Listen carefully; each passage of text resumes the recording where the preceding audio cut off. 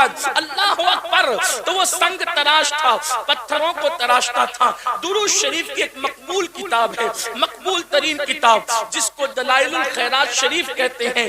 وہ اس کے 7 باب ہے, اس کے 7 چیپٹر ہیں, اور اس نے, اس سنگ تراش نے, اس پتھر تراش نے, پتھروں کو تراشنے والے اس بندے نے پوری دلائل الخیرات شریف کو حفظ کر رکھی تھی, زبانی یاد کر رکھی تھی. اور جب بھی وہ پتھر تراشنے کا کام شروع کرتا تو پہلے دلائل الخیرات کا ایک چیپٹر, ایک سبق, ایک باب وہ پڑھ لیا کرتا.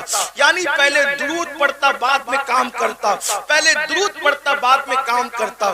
اور ہر دن اس کی تمنا رہتی, کبھی تو بلاوا آئے گا, کبھی تو آقا طلب فرمائیں گے, کبھی تو آقا بلائیں گے. نہ کوئی ساز ہے, نہ کوئی سامان ہے, نہ کوئی اسباب ہے, کچھ بھی نہیں ہے, بس ایک عشق کی تڑپ ہے کہ حضور کبھی تو بلائیں گے. بنے گا جانے کا پھر بہانہ, کہے گا آ کر کوئی دیوانہ, چلو دیوانو تمہیں مدینے, مدینے والے بلا رہے ہیں. اللہ اکبر. جب تڑپ سچی ہوتی ہے تو پھر کرم ہوتا ہے. ایک رات اس کو میرے آقا کی یاد آئی اور روتے روتے وہ سو گیا.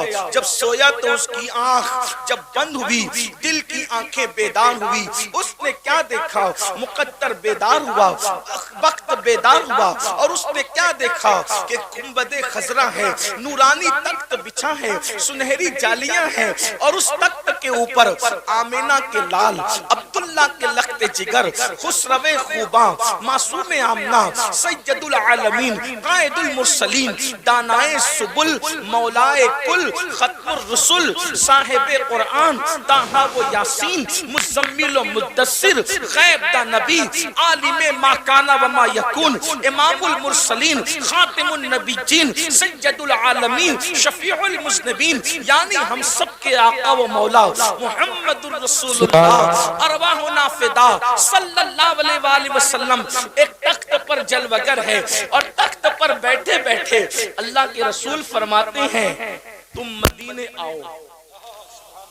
سرکار خود دعوت دے رہے, تم مدینے آؤ, اور یہ دیکھو یہ میرے گنبد کا ایک کنگرا ٹوٹ گیا ہے, اس کو تم اپنے ہاتھ سے آ کر کے تعمیر کرو. ہائے ہائے, دنیا میں معماروں کی کمی تو نہ تھی, لیکن حضور نے کس کا انتخاب کیا, جو حضور کا عاشق تھا اس کا انتخاب کیا. اور پھر اس جوان کو سرکار نے فرمایا تمہیں مدینہ منورہ آنا ہے, اور حضور نے کہا کہ یہ کنگرا تعمیر کرنا ہے. جیسے ہی اس کی آنکھ کھلی تو پورا گھر خوشبو سے معطر تھا, پورا گھر خوشبو سے مہک رہا تھا. سبحان اللہ, سبحان اللہ. گڑ گڑا رہا تھا, رو رہا تھا. حضور نے بلایا ہے, نہ پیسے ہے, نہ مال ہے, نہ ساز ہے, نہ سامان ہے, نہ اسباب ہے, کچھ بھی نہیں. آقا نے کہا کہ تمہیں آنا ہے. اور وہ بندہ عاشق سچا ہوتا ہے, یقین اس کا مضبوط ہوتا ہے. اس نے کیا کیا, تعمیر کا سامان تھیلی میں ڈالا, کپڑے بھرے, تھیلا کندھے پہ ڈالا, اور جہاں سے ساحل سے جہاز جدہ کی طرف روانہ ہوتے تھے اس ساحل پر گیا. کوئی پیسہ نہیں, کوئی مان نہیں. لوگ اس کو کہانی قصہ کہہ کر ہنس کے اڑا دے تو الگ بات ہے, لیکن یہ تاریخ ہے, سچائی ہے. جب وہ ساحل سمندر پہ پہنچا تو دیکھا ایک بہت بڑا جہاز جدہ کے لیے جانے والا ہے, اور ملاح کیپٹن جو ہے, اللہ اکبر, کپتان پوری کوشش کر رہا ہے جہاز کو آگے بڑھانے کی, لیکن جہاز آگے بڑھتا نہیں, جہاز آگے نہیں بڑھتا.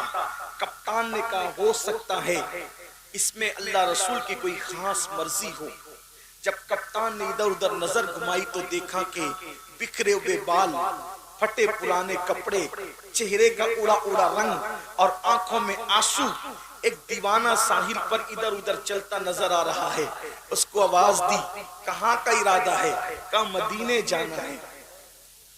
ٹکٹ کچھ نہیں, حضور نے بلایا, جانا ہے, آؤ بیٹھو. جیسے کشتی میں بٹھایا, کشتی چل پڑی. اب سب کا کوئی نہ کوئی معلم تھا, سب کا کوئی نہ کوئی میزبان تھا.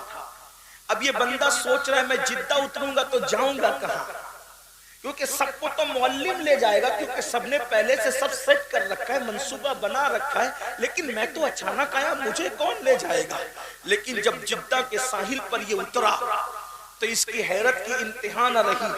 کسی کو معلم لینے آئے تھے، کسی کو رشتہ دار لینے آئے تھے، لیکن اس کو مدینے کا گورنر لینے کے لیے آیا تھا۔ تم فلاں؟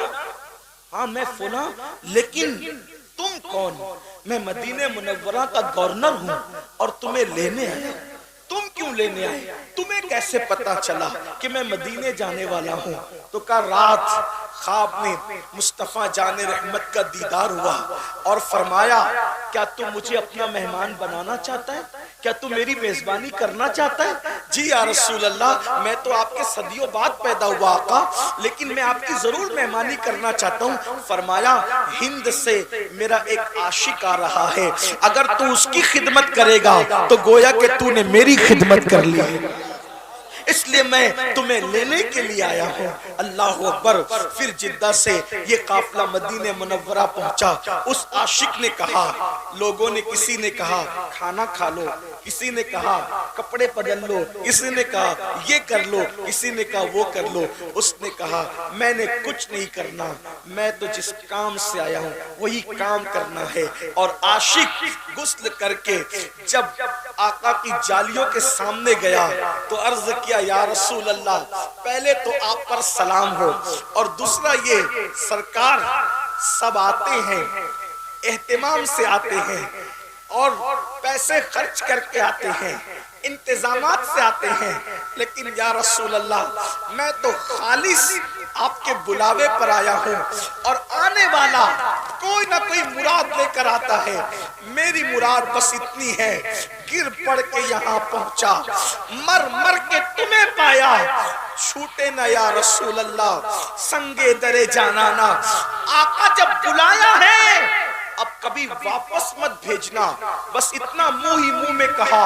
ان کا در تو وہ در ہے کہ میرے کریم سے گر قطرہ کسی نے مانگا، دریا بہا دیے ہیں، در بے بہا دیے ہیں، کون دیتا ہے دینے کو منہ چاہیے، دینے والا ہے سچا ہمارا نبی، قربان میں ان کی بخشش کے مقصد بھی زباں پر آیا نہیں، قربان میں ان کی بخشش کے مقصد بھی زباں پر آیا نہیں، بن مانگے دیا اور اتنا دیا دامن میں ہمارے سمایا نہیں۔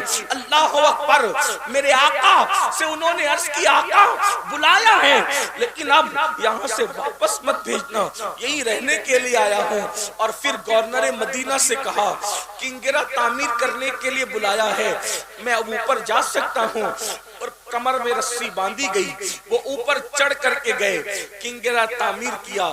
تعمیر کرنے کے بعد لوگ باتیں کر رہے تھے، اس عاشق کو حضور نے بلایا ہے، جب یہ نیچے آئے گا ہم اپنے گھر لے جائیں گے، دعائیں کروائیں گے، یہ کریں گے، وہ کریں گے، وہ کریں گے۔ لیکن وہ کنگرہ تعمیر کر کے گنبد سے چمٹ گیا اور زار زار رونے لگا، اور تھوڑی دیر میں اس کی گردن ڈھلک گئی۔